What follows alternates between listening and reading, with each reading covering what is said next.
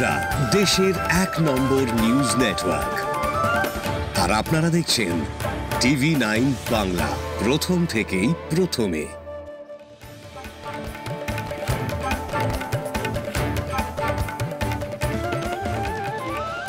বিএনপির ফরিদপুরের সমাবেশ সফল করতে নগরকান্দায় প্রস্তুতি সভা অনুষ্ঠিত হয়।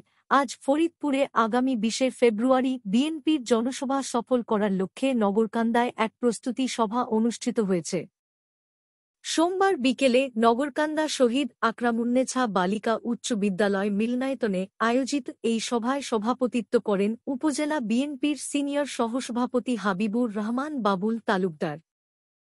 সভায় বক্তব্য রাখেন উপজেলা বিএনপির সাধারণ সম্পাদক সাইফুর রহমান মুকুল, সাংগঠনিক সম্পাদক শওকত আলী শরীফ, সহসভাপতি আলিমুজ্জামান সেলু, যুগ্ম সাধারণ সম্পাদক রফিকুল ইসলাম জাজরিস, পৌর বিএনপির সিনিয়র সহসভাপতি সানোয়ার মিয়া, শিক্ষা বিষয়ক সম্পাদক আছাদুজ্জামান চৌধুরী মুন্নু, স্বনির্ভর বিষয়ক সম্পাদক বোলজার শরীফ, ইউনিয়ন বিএনপির সভাপতি সিরাজুল ইসলাম ফকির, আব্দুস সাত্তার মণ্ডল, আব্দুস সালাম ব্যাপারী, দাউদুর রহমান ফকির সহ দলীয় নেতা কর্মীরা। বক্তারা আগামী 20 ফেব্রুয়ারির ফরিদপুরের জনসভায় ব্যাপক উপস্থিতি নিশ্চিত করার আহ্বান জানান এবং বলেন, এই সমাবেশের মাধ্যমে বিএনপির গঞ্জোয়ার আরও বেগবান হবে।